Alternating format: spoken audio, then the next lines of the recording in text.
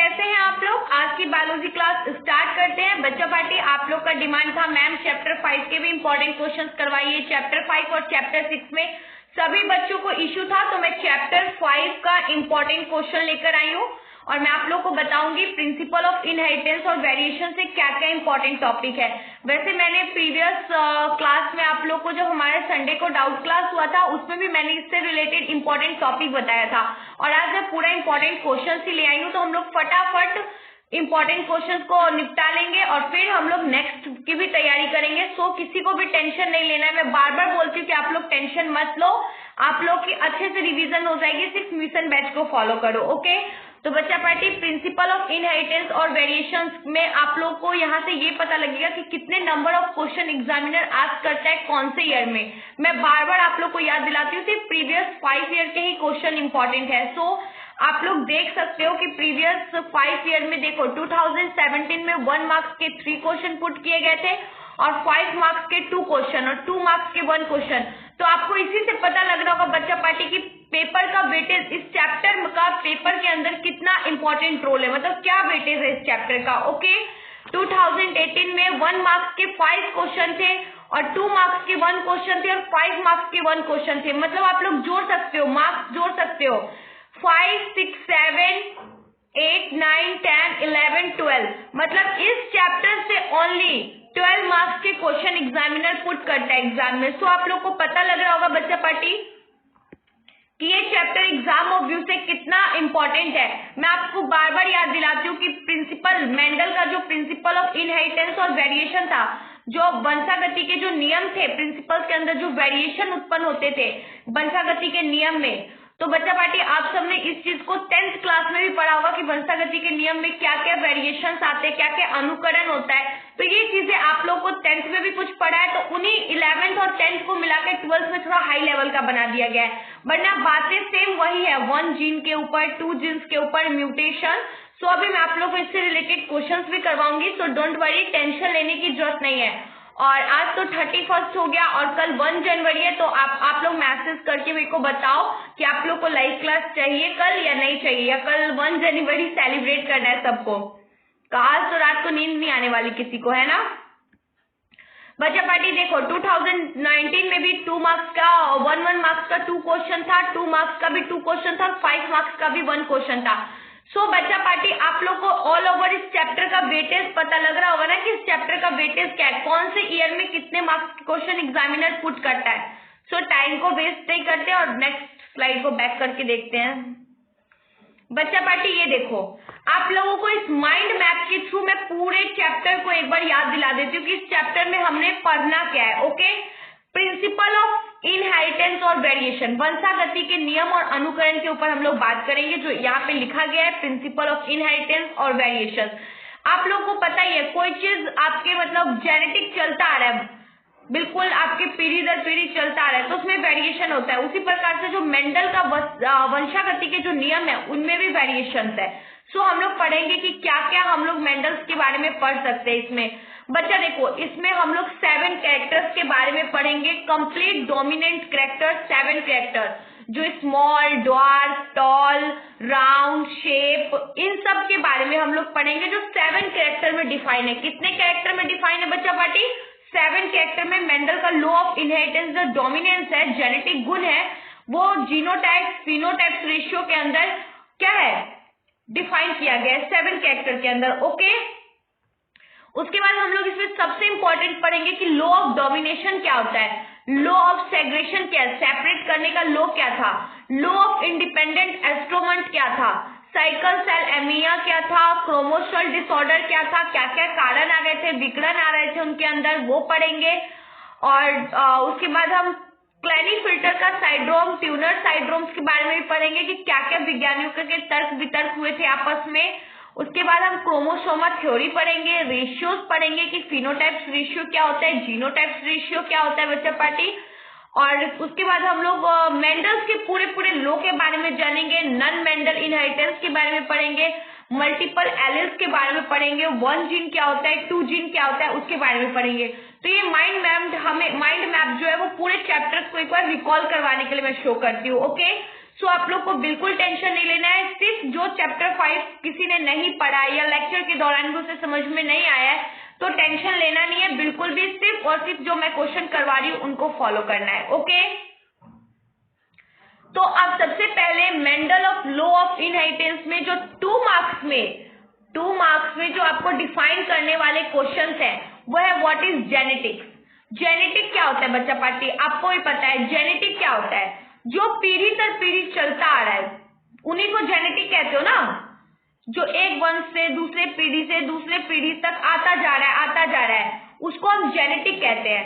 तो बच्चा देखो जेनेटिक क्या है, द ब्रांच ऑफ साइंस, ये एक साइंस का ब्रांच है which deal with the study of heredity material of parent of their offspring.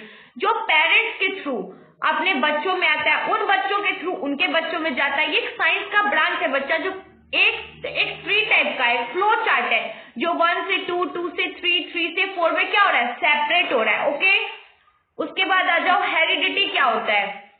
It is a transmission of parental character into offspring. बता देखो हेरिडिटी क्या होता है, वो एक पेरेंटल कैरेक्टर है जो ऑफस्प्रिंग जो पेरेंट्स अपने बच्चे को जन्म देते हैं सेक्स के दौरान, जब वो प्रेग्नेंट होते हैं और बच्चे को जन्म देते हैं तब उनके अंदर जो पेरेंट्स का कैरेक्टर आ जाता है ऑफस्प्रिंग के दौरान, उसी को हम क्या बोलते हैं, हेरिडिटी बोलते हैं। ओके, और जेनेटिक किसको बोलते हैं, ये एक ब्रांच है साइंस का बच्चा पार्टी जिसमें हम पेरेंट्स को ऑफस्प्रिंग डील करते हैं, जिसके अंदर जेनेटिक गुण आता है। ठीक है, और हेरिडिटी वो होता है जो कुछ ऑफस्प्रिंग बिल्कुल पापा से हूबहू मिलता हुआ गुण आ जाए। ओके, मैं सिर्फ यहाँ मतलब इंडिविजुअली सिर्फ पापा नहीं बोल रही हूँ, मम्मी का भी आ सकता है। ओके, पेरेंट्स में दोनों आते हैं। एलील क्या होता है, the alternate form of gene present at same locus in organism is called allele. Long dwarf plant, बच्चा देखो एक ही प्लांट में अगर दोनों चीजें प्रेजेंट हो,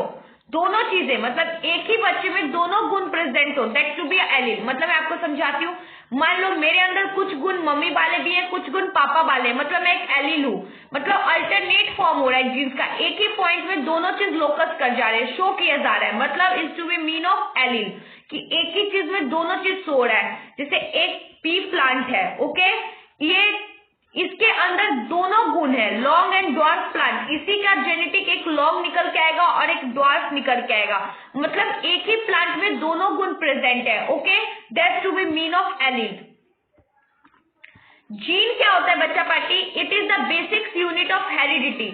ये एक बेसिक यूनिट है किसका, हेरिडिटी का, फॉर स्पेसिफिक कैरेक्टर्स। ये कुछ स्पेसिफिक 7 कैरेक्टर में से कुछ स्पेसिफिक कैरेक्टर्स के लिए जीन वर्ड यूज किया गया, ये एक बेसिक यूनिट है। ओके, चलो बच्चा पार्टी, तो नेक्स्ट स्लाइड में देखते हैं कि और क्या दिया गया है हमें।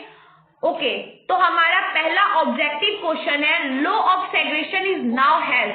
बच्चा जो सेग्रेशन का रूल है उसको हम लोग क्या बोलते हैं, उसको किस नाम से जानते हो, law of dominance, law of independent assortment, law of purity of gametes या नन ऑफ दीज। बच्चा ये क्वेश्चन सिर्फ 2021 में नहीं पूछा गया है, ये एग्जामिनर ने बार बार इस क्वेश्चन को रिपीट किया है, दैट्स व्हाई मैं इस क्वेश्चन को लेके आई हूँ। सो टाइम को वेस्ट नहीं करना है और टेंशन नहीं लेना है। आज 31 है तो आप लोग सोच रहे होंगे, मन में ये होगा कि मैम आज तो 31 हो गया, कल 1 हो जाएगा, तो आप कब सिलेबस कवर करवाओगे, कब फिनिश करवाओगे। तो बिल्कुल टेंशन नहीं लो। आप लोग को कल लाइव क्लास चाहिए तो मुझे बताओ, कमेंट करो और बिल्कुल भी टेंशन मत लो। ओके, मैं आप लोग के साथ हूँ और मेरे इन्हीं बच्चों में से देखना कोई एक स्टेट टॉपर, कोई डिस्ट्रिक्ट टॉपर निकलेगा। सो बिल्कुल भी टेंशन मत लो, आप लोग बिल्कुल अच्छे से सिर्फ पढ़ाई करो। ओके, चलो बताओ बच्चा party, law of segregation is now held. Law of segregation को किस नाम से जानते हैं, law of dominance, law of independent assortment, law of purity of gametes या नन ऑफ दीज। सो बच्चा पार्टी बताओ, लॉ ऑफ सेग्रेशन को किस नाम से जाना जाता है। वेरी गुड बच्चा पार्टी, सी को लॉक कर दो, सी है हमारा right answer. Law of purity of gametes के नाम से हम लोग लॉ ऑफ सेग्रेशन को जानते हैं। आपसे एग्जामिनर ये 2 मार्क्स में भी पूछ सकता है, what is law of segregation. Okay, तो आप लोग, आपको याद रहेगा ना, law of segregation is now held, law of purity of gametes. Law of segregation को किस नाम से जानते हैं बच्चा party, law of purity of gametes के नाम से जानते हैं। ओके, तो सी क्या है हमारा राइट आंसर है। चलो तो नेक्स्ट क्वेश्चन की तरफ बढ़ते हैं। और नेक्स्ट क्वेश्चन है हमारा मेंडल प्रपोज्ड। बच्चे देखो मेंडल ने किसको प्रपोज किया था, लॉ ऑफ इनहेरिटेंस को, लॉ ऑफ लिंकेज को, 10% एनर्जी लॉ को, या लॉ ऑफ इनहेरिटेंस को, या नन ऑफ दीज को। मेंडल ने किसको प्रपोज किया था, मेंडल का लॉ किस पे, अभी हमने जो चैप्टर का हेडिंग पढ़ा था ना बच्चा पार्टी, वो कौन सा था, tell me. Very good, C को लॉक कर दो, सी है हमारा right answer, law of inheritance. अभी जो हमने पढ़ा था Mendel of law of principle of law of inheritance, chapter का ही नाम है। तो मेंडल ने किसको प्रपोज किया था, किस चीज के बारे में मेंडल ने पूरा एकदम विस्तार से बताया था, लॉ ऑफ इनहेरिटेंस, वंशागति के नियम के अनुकरण के बारे में बताया था। तो मेंडल ने किसको प्रपोज किया था बच्चा पार्टी, लॉ ऑफ इनहेरिटेंस ने। मुझे लगता है मेंडल ने सोच लिया था कि पीक और मटर का प्लांट मेरी गर्लफ्रेंड और प्रपोज कर दिया। बच्चा ये प्रपोज वो प्रपोजल नहीं है जो आप लोग एक दूसरे को प्रपोज करके प्रपोजल निकालते हो, ये वो प्रपोज है बच्चा जो किसी चीज के बारे में विस्तार रूप से उन्होंने अनुच्छेदन निकाला था, बताया गया था। सो मेंडल ने लॉ ऑफ इनहेरिटेंस को अपना एक क्या कहते हैं एक्सपेरिमेंट माना था और उसके बारे में उन्होंने पूरे विस्तार रूप से व्याख्या की थी। ओके, तो मेंडल लॉ प्रपोज किया था बच्चा पार्टी, लॉ ऑफ इनहेरिटेंस। चलो तो नेक्स्ट क्वेश्चन की तरफ बढ़ते हैं और नेक्स्ट क्वेश्चन है हमारा question number 3, inheritance of acquired character was given by. Inheritance of acquired character कौन सा था, इनहेरिटेंस के अंदर कौन कौन सा एक्वायर्ड कैरेक्टर था जो देखा गया था बच्चा पार्टी, डॉर था, लैममार्क था, हैकल था, डी वायरस था। टेल मी कौन सा था बच्चा पार्टी। आप लोग इसका आंसर भी दो। और आप लोग कल मैंने क्लास नहीं लिया था आप लोग का, बट उससे पहले जो क्लास लिया था उसमें बहुत सारे बच्चे गायब थे, जैसे अनंता नहीं दिखी थी, अबिका नहीं दिखी थी, मुझे दीक्षा भी नहीं दिखी थी क्लास में। तो प्लीज बच्चा क्लास को मिस मत करो। Inheritance of acquired character gene क्या था, टेल मी। वेरी गुड बच्चा पार्टी, बी को लॉक कर दो, B is a right answer. Lamarck क्या था, इनहेरिटेंस का एक्वायर्ड कैरेक्टर था। क्या था बच्चा पार्टी, एक्वायर्ड कैरेक्टर, जिनको उन्होंने अपनाया था। ओके, इनहेरिटेंस के अंदर ये कैरेक्टर नहीं दिखा गया था, इन्होंने उन्हें खुद से अपनाया था। ओके, वो कौन सा कैरेक्टर था, लैममार्क था। Okay, who is considered as a father of genetics. बच्चा किसको फादर ऑफ जेनेटिक कंसीडर किया गया था, tell me. Who is considered as a father of genetics. Father of genetic किसको कंसीडर किया गया था, हुगो डी वायरस को, मॉर्गन को, मेंडल को, डॉर्न को। टेल मी बच्चा पार्टी किसको किया गया था। आप सबको पता है जेनेटिक्स गुण के बारे में किसने बताया था, उसी को फादर ऑफ जेनेटिक्स कंसीडर किया जाएगा। सो टेल मी बच्चा पार्टी कौन था father of genetics. Very good, C को लॉक कर दो, C is a right answer. Mendel को फादर ऑफ जेनेटिक्स कंसीडर किया गया था। Okay, you get it my point. Father of genetics किसको कंसीडर किया गया था, मेंडल को। चलो तो नेक्स्ट क्वेश्चन की तरफ बढ़ते हैं। मेंडल सिलेक्टेड, ये तो बड़ा अच्छा क्वेश्चन है भाई। मेंडल ने किस चीज को एक्सपेरिमेंट के लिए सिलेक्ट किया था, चने को, टमाटर को, पीनट्स को, या गार्डन पी को। किसको सिलेक्ट किया था, मेंडल ने सिलेक्ट किया था एक्सपेरिमेंट के लिए। टेल मी बच्चा पार्टी किसको सिलेक्ट किया था मेंडल ने। वेरी गुड, डी को लॉक कर दो, D is a right answer. Garden pea को मेंडल ने सिलेक्ट किया था अपने एक्सपेरिमेंट के लिए, बिकॉज ऑफ द रीजन बच्चा पार्टी। इसके पीछे एक रीजन है जो आप लोगों ने 10th क्लास में पढ़ा होगा कि मेंडल ने पी मटर को ही क्यों सिलेक्ट किया था अपने एक्सपेरिमेंट के लिए। बिकॉज ऑफ द रीजन बहुत कम टाइम में बच्चा मटर के बहुत सारे पौधों पे आप एक्सपेरिमेंट कर सकते हो, उसको उगा सकते हो। बहुत जल्दी वो क्या करता है, रिजल्ट देता है कंपेयर विद अदर प्लांट्स में। ओके, मटर बहुत जल्दी रिजल्ट देता है, दैट्स व्हाई मेंडल का रीजन मटर को सिलेक्ट करने का यही था। ओके, और मेंडल में अलग अलग कैरेक्टर भी शो होते हैं। मार्केट से अगर मटर आता है तो आप लोग छुड़ा के देखना, कोई दाना एकदम नाजुक हल्का मीठा मीठा लगेगा, कोई टाइट होता है, कोई छोटा होता है, कोई थोड़ा मतलब राउंड शेप में होता है, कोई ओवल शेप में होता है। दैट्स व्हाई मटर में अलग अलग कैरेक्टर शो हो जाएंगे, इसलिए मेंडल ने मटर के गार्डन पी प्लांट को चूज किया था अपने एक्सपेरिमेंट के लिए। ओके बच्चा, ये क्वेश्चन भी 2 मार्क्स में पूछ सकता है। Why, what are the reasons that Mendel selected a garden pea plant for her experiment? क्या रीजन था बच्चा जो मेंडल ने पी प्लांट को क्या कहते हैं सिलेक्ट किया था अपने एक्सपेरिमेंट के लिए?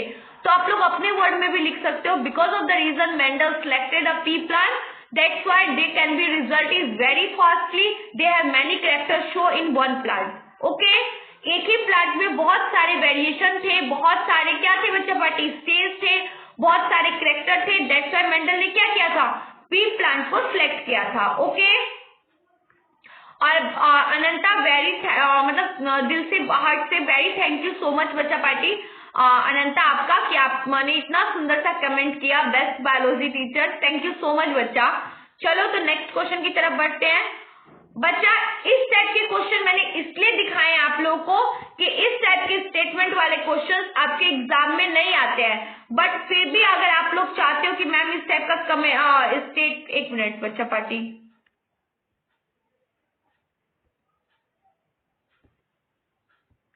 हाँ बच्चा पार्टी, ये आपका 5 तक मेंडल ने जो सिलेक्ट किया था पी प्लांट, वहां तक तो ठीक है कि गार्डन पी प्लांट को उसने सिलेक्ट किया था, बट जो आपका डायरेक्ट आप देख रहे हो 5 के बाद मैम 9 क्वेश्चन पे कैसे आ गई है, 6, 7 और 8 वाला जो क्वेश्चन है बच्चा पार्टी, वो सारे ऐसे स्टेटमेंट वाले क्वेश्चन थे। ओके, और ऐसे स्टेटमेंट वाले क्वेश्चन आपके एग्जाम में नहीं आते, सो इन क्वेश्चनों पे आपको ध्यान नहीं देना है। ओके, अगर आप चाहोगे तो मैं इस क्वेश्चन को आपको बता देती हूँ। The transmission of character from parent to offspring is called heredity. बच्चा स्टेटमेंट वो ये कह रहा है कि जो ट्रांसमिशन कैरेक्टर होता है, जो एक सेक्स के दौरान जो पी प्लांट्स के अंदर जो कैरेक्टर क्रॉस मल्टीप्लीकेशन के दौरान जो शो हो रहे थे, उसमें पेरेंट से जो ऑफस्प्रिंग जो कैरेक्टर बच्चे में गया था उसको हेरिडिटी बोलते हैं। ओके, स्टेटमेंट 1 ये कह रहा है Mendel propose the theory of inheritance, और स्टेटमेंट 2 कह रहा है कि इसीलिए मेंडल ने प्रपोज किया था थ्योरी ऑफ इनहेरिटेंस को। So tell me both are the statement में से कौन सा स्टेटमेंट ट्रू है? Both of the statement are true and statement 1 second is correct explanation of statement 1। क्या एक्सपेरिमेंट जो उनका स्टेटमेंट सेकंड है, क्या वो स्टेटमेंट फर्स्ट को डिफाइन कर रहा है? वो बोलना चाह रहा है कि एक्सपेरिमेंट जो किया था मेंडल ने लॉ ऑफ इनहेरिटेंस के ऊपर, ये स्टेटमेंट बिल्कुल करेक्ट है। क्या इसका सही एक्सप्लेनेशन पहला वाला है? नहीं, बिल्कुल नहीं। मेंडल ने प्रपोज किया था थ्योरी ऑफ इनहेरिटेंस को, ये मेरे को समझ में आ गया, बट इससे हेरिडिटी का और ऑफस्प्रिंग का कोई लेना देना नहीं है। सो ये बिल्कुल गलत है। Both the statement are true, दोनों स्टेटमेंट अपनी अपनी जगह पे बिल्कुल सही है, but statement second is not the correct explanation of statement 1।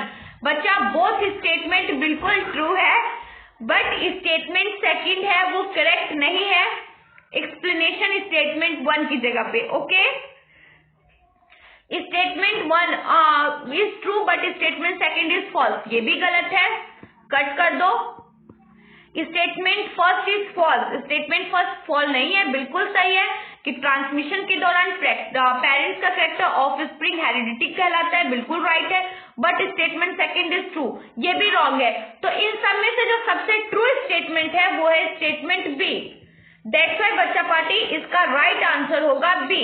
Okay, तो इस टाइप के क्वेश्चन में अपना दिमाग नहीं लगाना है, इस टाइप के क्वेश्चन एग्जाम्स में नहीं आते हैं। सो आप लोग फ्री हो जाओ टेंशन, क्योंकि ये थोड़ा क्वेश्चन ट्रिकी है ना, सीबीएसई में सबसे ज्यादा इस टाइप के क्वेश्चन पूछे जाते हैं, बट आपके बिहार बोर्ड में इस टाइप के क्वेश्चन नहीं पूछे जाते। सो आप लोग बिल्कुल टेंशन फ्री हो जाओ। ओके, चलो बच्चा पार्टी तो नेक्स्ट क्वेश्चन की तरफ बढ़ते हैं। Right reason for success of Mandal, Mandal नहीं है मेंडल है, सॉरी बच्चा पार्टी, वो कौन से, ये क्वेश्चन आपका वीवीआई है, सारे ही क्वेश्चन वीवीआई है, बट इसको 4 बार वीवीआई लिख लो क्योंकि ये क्वेश्चन एग्जाम में देखने को मिलेगा। Right the reason for success of Mendel, क्या रीजन थे बच्चा पार्टी मेंडल के सक्सेस का? मेंडल जो था, जिन्होंने पी प्लांट के ऊपर एक्सपेरिमेंट किया था, उनका क्या रीजन था सक्सेस का? चलो तो देखते हैं मेंडल का क्या रीजन था सक्सेस का। Mendel is called father of genetics and law of propounded by him is called Mendel law of inheritance। बच्चा देखो, मेंडल को फादर ऑफ जेनेटिक्स भी कहा जाता है क्योंकि उन्होंने जीन्स के ऊपर बहुत काम किया है, दैट्स व्हाई इनको फादर ऑफ जेनेटिक्स का एक नाम दे दिया गया। Okay, and the law propounded by him is called a Mendelism. बच्चा इन्होंने लॉ के बारे में पढ़ाई की। लॉ मतलब वो लॉ वाला लॉ नहीं, इन्होंने लॉ मतलब कौन सा लॉ, इन्होंने एक्सपेरिमेंट के ऊपर, जो उनका एक्सपेरिमेंट था प्रिंसिपल ऑफ इनहेरिटेंस का लॉ, उसके ऊपर इन्होंने काम किया। दैट्स व्हाई इनका नाम मेंडलिज्म रख दिया गया, ठीक है। और मेंडल लॉ ऑफ इनहेरिटेंस जिसके ऊपर इन्होंने काम किया था। This law explain that various character of every organism. इस लॉ ने उनको बहुत सारा एक्सप्लेनेशन दिया अलग अलग कैरेक्टर्स के ऊपर, अलग अलग कैरेक्टर ट्रेट्स के ऊपर बहुत सारा इनको क्या दिया गया, ऑर्गेनिज्म जो थे उनके अलग अलग कैरेक्टर के ऊपर बहुत सारा एक्सप्लेनेशन मिला। किसके थ्रू, इनके लॉ के through, okay. Are transmitted generation after generation. बच्चा वन जनरेशन से सेकेंड जनरेशन इनको बहुत सारी चीजें अलग अलग भिन्न भिन्न प्रकार के देखने को मिली। मेंडल सिलेक्टेड पी प्लांट को इन हिज एक्सपेरिमेंट। मेंडल ने पी प्लांट को सिलेक्ट किया अपने एक्सपेरिमेंट के लिए because these plant were smaller size. Because of the reason बच्चा पढ़ती, क्योंकि पी प्लांट स्मॉल साइज में भी स्मॉल था and produce in short span of time, और ये बहुत कम समय में उगाया जा सकता था, ठीक है, इनकी खेती की जा सकती थी। Two important law of Mendelism are given below. दो इंपॉर्टेंट उन्होंने लॉ भी दिया है, law of segregation, law of independent assortment, law of unit character. Each organism has a large number of character. हर ऑर्गेनिज्म का लार्ज नंबर में character था, अलग अलग कैरेक्टर शो हो रहे थे। हाइट हो गया, स्किन कलर हो गया, आई हो गया, हेयर हो गया, etc. Each character act has a unique character. हर एक कैरेक्टर अपने आप में एक अलग ही पहचान बना रहा था। तो बच्चा पार्टी मेंडल का जो सक्सेस पॉइंट था पी प्लांट को सिलेक्ट करना था। अगर वो पी प्लांट की जगह किसी और प्लांट को अगर चूज करते अपने एक्सपेरिमेंट के लिए तो इतना ज्यादा फेमस नहीं हो पाते, ओके। तो बच्चा पार्टी ये 2 मार्क्स का क्वेश्चन है, बट आपको इसको इतना लॉन्ग करके इसलिए लिखना पड़ेगा बिकॉज ऑफ द रीजन, इन्होंने पूरा रीजन ही पूछा है आपसे मेंडल के सक्सेस का, ठीक है। वैसे अगर आपको मेंडल के सक्सेस का रीजन नहीं पूछते, सिर्फ पी प्लांट को सिलेक्ट करने का रीजन पूछते तो आप सिर्फ पी प्लांट के बारे में बताते, बट इन्होंने रीजन ही पूछ दिया है सक्सेस का, तो आपको सारी बात बोलना पड़ेगा कि मेंडल को फादर ऑफ जेनेटिक्स बोला जाता था बिकॉज ऑफ द रीजन उन्होंने लॉ को क्या किया था, डिफाइन किया था। दैट्स व्हाई इनको मेंडलिज्म नाम भी दिया गया था। मेंडल का जो लॉ था वो मेंडल लॉ ऑफ इनहेरिटेंस था जिसके ऊपर उन्होंने काम किया था। ये लॉ एक्सप्लेन करता है वेरियस कैरेक्टर को, हम सबको पता है बच्चा पार्टी, एवरी ऑर्गेनिज्म, हर ऑर्गेनिज्म के कैरेक्टर को लॉ क्या करता है, लॉ ऑफ इनहेरिटेंस डिफाइन करता है। और बच्चा पार्टी ये जनरेशन टू जनरेशन डिफरेंट देखने के लिए शो भी होता है। मेंडल ने अपने एक्सपेरिमेंट के लिए पी प्लांट को सिलेक्ट किया था। This is a very small in size and produce in very short span of time. बच्चा इसको बहुत शॉर्ट ऑफ टाइम में उगाया जा सकता है और ये बहुत स्मॉलर भी साइज में था। दैट्स व्हाई मेंडल ने इसको सिलेक्ट किया था, ओके। इसके इंपॉर्टेंट लॉ थे मेंडलिज्म का, इसके पीछे जो इंपॉर्टेंट है आपको 5 मार्क्स में पूछ सकता है। Law of segregation, law of independent assortment, आपको ये चारों दे देगा, लॉ ऑफ यूनिट कैरेक्टर, और इसमें से बोलेगा define any two. Define any two बोल के आपको ये 5 मार्क्स में क्वेश्चन दे सकता है एग्जामिनर, ओके। और डिफरेंट कैरेक्टर के ऊपर मेंडल का लॉ क्या करता है, काम करता है। You get it my point. चलो बच्चा पार्टी तो नेक्स्ट क्वेश्चन की तरफ बढ़ते हैं, और नेक्स्ट क्वेश्चन जो है हमारा वो है law of paired character. Mendel ने तो एक सिंगल कैरेक्टर के ऊपर काम किया था, बट पी प्लांट के थ्रू मेंडल ने दो पेयर ऑफ कैरेक्टर के ऊपर काम किया था। वो 2 पेयर क्या थे बच्चा पार्टी के, एक ही साथ 2 गुण को लेके आ रहे थे। जैसे कलर के ऊपर तो ब्लैक एंड व्हाइट या रेड या ब्लू, तो उन्होंने 2 चीजों को एक साथ डिफाइन किया था। एक थीम जिसको हमने एलील नाम दिया था। जो चीज आप एलील अभी 2 मार्क्स के डेफिनेशन में पढ़ रहे थे बच्चा पार्टी, वो एलील यही था कि सेम ऑर्गेनिज्म में सेम ही चीज में उन्होंने 2 कैरेक्टर को डिफाइन किया था। क्या किया था बच्चा पार्टी, 2 कैरेक्टर को डिफाइन किया था, उसी को उन्होंने एलील नाम दिया था, ओके, जिसका नाम है लॉ ऑफ पेयर कैरेक्टर। क्या नाम है बच्चा party, law of pair character, okay. It explain that each character of organism is expressed by 2 factor. बच्चा इसके अंदर जो एक्सप्लेनेशन दिया जाता है कैरेक्टर के ऊपर ऑर्गेनिज्म के कैरेक्टर के ऊपर, उसको दो फैक्टर में क्या किया जाता है, एक्सप्रेस किया जाता है, बयान किया जाता है। ईच कॉल्ड एलील, और उन हर शब्द को क्या बोला जाता है, एलील बोला जाता है। जो किसी भी ऑर्गेनिज्म के कैरेक्टर को अगर डिफाइन किया जाता है, उसके अंदर दो कैरेक्टर सेम टाइम में प्रेजेंट होते हैं, that's to be called allele, जो अभी मैंने आपको बताया था। Okay, both such allele represent either some character और डिफरेंट कैरेक्टर। बच्चा कुछ टाइम में तो वो सेम रिप्रेजेंट करते हैं, कुछ टाइम में डिफरेंट कैरेक्टर को भी रिप्रेजेंट कर देते हैं। Same character is called homozygous. जब सेम कैरेक्टर को डिफाइन करेंगे तो उसको होमोजाइगस रखना, बट एलील और डिफरेंट कैरेक्टर इज हेट्रोजाइगस। बच्चा देखो, अगर उन्होंने सेम कैरेक्टर को प्रेजेंट किया तो आपको याद रखना है कि उसको होमोजाइगस बोलते हैं, और उन्होंने डिफरेंट कैरेक्टर को चूज किया है, इट्स मीन हेट्रोजाइगस। ये चीजें आपको याद रखनी है, बिकॉज ऑफ रीजन ये दोनों चीजें आपको एग्जामिनर एमसीक्यू में भी पूछेगा। कहाँ पूछेगा बच्चा पार्टी, एमसीक्यू में। ओके, सो बच्चा party low of pair character का कहने का यही मतलब था कि यहाँ पे ऑर्गेनिज्म के कैरेक्टर को डिफाइन किया जाता है दो चीजों के अंदर। अगर both are allele are present in a same character, that to be called a homozygous. अगर सेम कैरेक्टर प्रेजेंट होगा, that to be mean of homozygous. अगर वही डिफरेंट कैरेक्टर प्रेजेंट होगा, it's to be a mean of heterozygous. Okay, मैं आपको एक चीज समझाती हूँ कि इस सेम कैरेक्टर और डिफरेंट कैरेक्टर का मतलब क्या है, एग्जामिनर यहाँ कहना क्या चाहता है।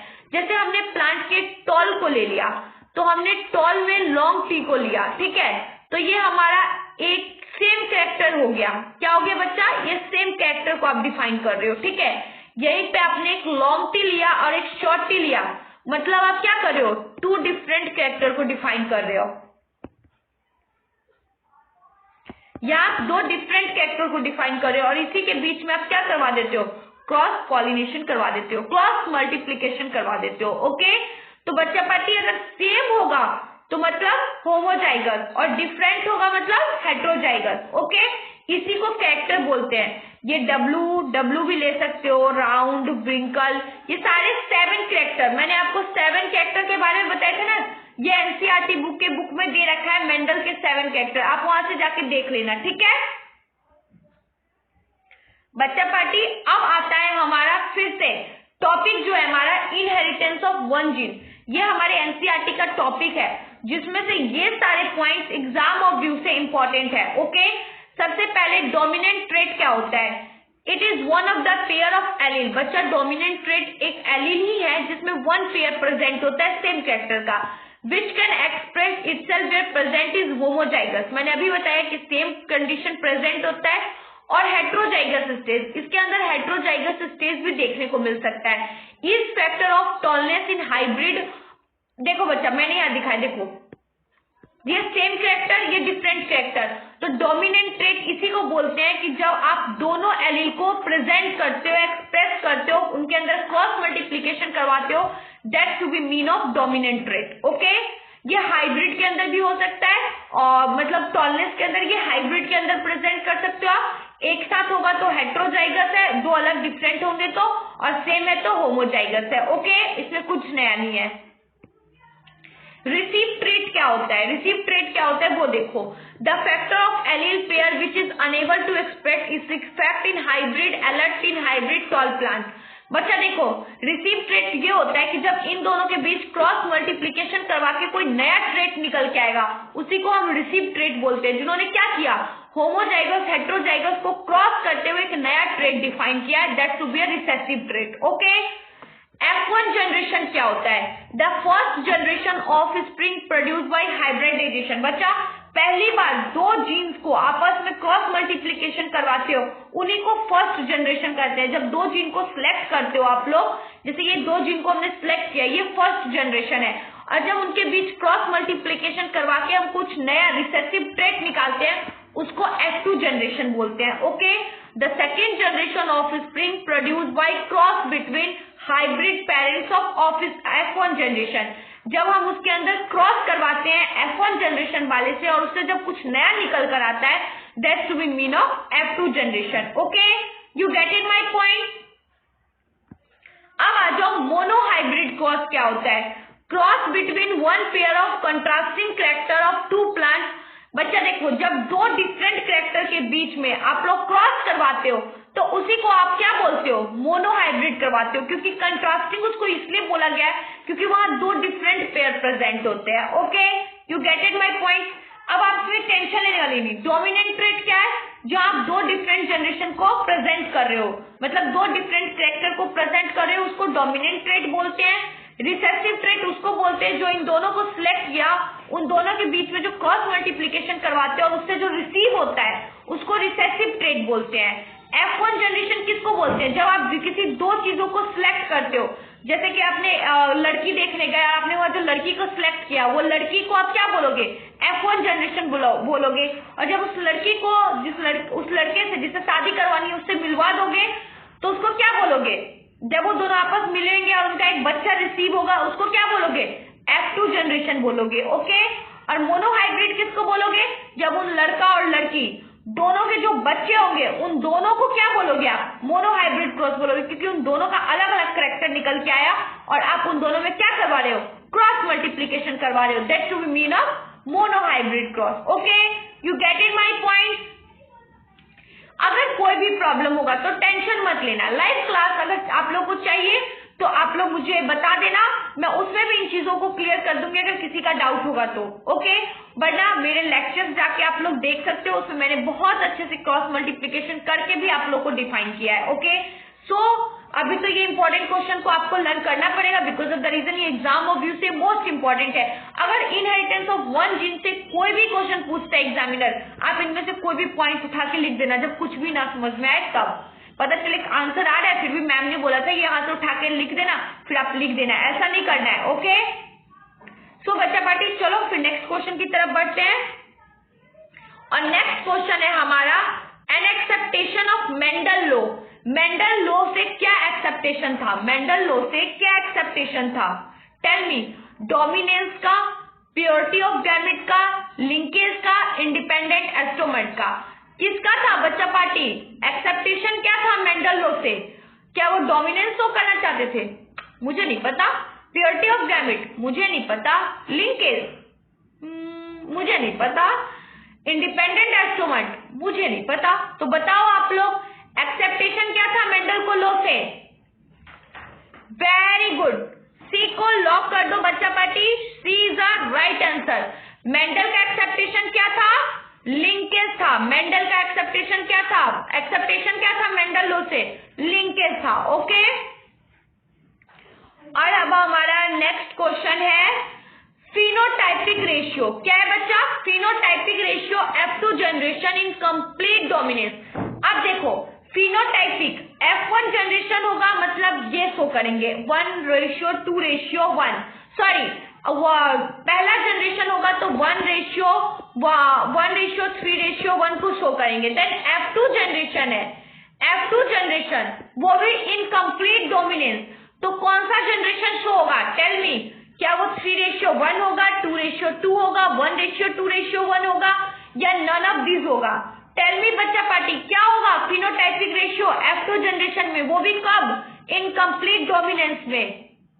टेल मी, सी को लॉक कर दो बच्चा party, C is the right answer. क्या होगा इनकम्प्लीट डोमिनेंस में, अगर फिनोटाइपिक रेशियो पूछा जा रहा है F2 जनरेशन में तो क्या होगा, 1:2:1 होगा। ओके, चलो तो नेक्स्ट क्वेश्चन की तरफ बढ़ते हैं। और नेक्स्ट क्वेश्चन है हमारा, which one is a phenotypic ratio of monohybrid cross. बच्चा विच वन इज, कौन सा इसमें से एक फिनोटाइपिक रेशियो है, कब, मोनोहाइब्रिड क्रॉस के अंदर। किसके अंदर, मोनोहाइब्रिड क्रॉस के अंदर कौन सा इसमें से एक फिनोटाइपिक रेशियो है जो मोनोहाइब्रिड क्रॉस को शो कर रहा है? देखो यहाँ पे, देखो यहाँ पे F2 जनरेशन में 1:2 क्या शो कर रहा है, फिनोटाइपिक। ओके, और यहाँ मोनोहाइब्रिड क्रॉस के अंदर पूछा गया है। सो टेल मी बच्चा पार्टी, क्या होगा मोनोहाइब्रिड क्रॉस के अंदर, tell me. Very good, B को लॉक कर दो, बी क्या हमारा राइट आंसर। 3:1 के अंदर आएगा, क्या आएगा, फिनोटाइपिक रेशियो, वो भी कब, जब हम मोनोहाइब्रिड क्रॉस करवा रहे होंगे तब। ओके, चलो तो नेक्स्ट क्वेश्चन की तरफ बढ़ते हैं। In human blood group AB, human के अंदर AB जो ब्लड ग्रुप है वो किसको डिफाइन करता है, एंटीबॉडीज आर प्रेजेंट या एंटीबॉडी प्रेजेंट होता है, या एंटीबॉडीज आर अब्सेंट या antibody is present? Tell me बच्चा पार्टी। ह्यूमन ब्लड ग्रुप जो है AB वो क्या डिफाइन करता है? AB का क्या मतलब है कि एंटीबॉडीज प्रेजेंट होता है या एंटीबॉडी अब्सेंट होता है या एंटीबॉडीज प्रेजेंट होती है, क्या होता है? Tell me. B is the right answer. B को लॉक कर दो। एंटीबॉडीज क्या होती है? अब्सेंट होती है। ह्यूमन ब्लड ग्रुप जिसका भी AB होता है बच्चा पार्टी, उसके अंदर एंटीबॉडीज क्या होती है? अब्सेंट होता है। ओके, नेक्स्ट क्वेश्चन है हमारा, an example of quantitative trait in human is. बच्चा देखो, जो क्वांटिटिव ट्रेट है ह्यूमन के अंदर वो क्या है? Hair colour, skin colour, shape of nose या कलर ऑफ आईज? क्या है बच्चा पार्टी जिससे ह्यूमन बीइंग सबसे ज्यादा क्वांटिटिव ट्रेट है, जो उनका सबसे ज्यादा मतलब पहले फर्स्ट टाइम में जो मीट करते हो तो एकदम नजर जाती है वो चीज क्या है? टेल मी, क्वांटिटिव ट्रेट क्या है ह्यूमन बीइंग्स का? एग्जाम्पल क्या है क्वांटिटिव ट्रेट का? वेरी गुड, बी को लॉक कर दो। बी क्या है बच्चा पार्टी? राइट आंसर है। स्किन कलर एक क्वांटिटिव ट्रेट है। Okay, different from a gene are called. बच्चा देखो, डिफरेंट जीन्स को क्या बोलेंगे? कंप्लीमेंट्री जीन, एलील या सप्लीमेंट्री जीन या हेट्रोजाइगस? आप सबको पता है जब दो कैरेक्टर डिफरेंट होंगे, जब ये चीज होगा तो इसको क्या बोलने के लिए बोला था मैंने? ये क्या शो कर रहा है? इसको क्या नाम दिया था मैंने बच्चा पार्टी? Tell me. इतना ही कोई नहीं देता है। वेरी गुड, बी को लॉक कर दो। एलील, जब दो डिफरेंट जीन्स की बात होगी मतलब समझ जाना एलील की बात हो रही है, मतलब एक ही चीज में दो गुण डाल दिया गया है। ओके, सो बच्चा पार्टी अब इसका जो थोड़ा बहुत बचा हुआ क्वेश्चन है वो हम सेकंड पार्ट में कंप्लीट कर लेंगे। और आप लोग मेरे को बताओ कल लाइव क्लास चाहिए या नहीं चाहिए किसी को भी, या कल हैप्पी न्यू ईयर एंजॉय करना है? हैप्पी न्यू ईयर को भी एंजॉय करो बच्चा पार्टी, बट प्लीज एग्जाम बहुत पास आ गया है, फोकस करो, लर्न करो, रिवाइज करो। ओके, और थैंक यू सो मच अनंता आपका इतना प्यारा सा कमेंट करने के लिए, थैंक यू सो मच। और सभी बच्चों को बहुत सारा मतलब बहुत सारा प्यार, क्योंकि आप सब लोग मुझे बहुत अच्छा रिव्यू देते हो, कमेंट करते हो, so thank you so much. और आप लोग बिल्कुल अच्छे से रिवाइज करो, लर्न करो, टेंशन मत लो। कोई भी प्रॉब्लम है मैं सारे प्रॉब्लम को सॉल्व करूंगी लाइव क्लास के अंदर। ओके, तब तक बच्चा पार्टी आप लोगों को क्या करना है याद है ना? लर्न करना है, रिवाइज करना है। Okay, bye bye.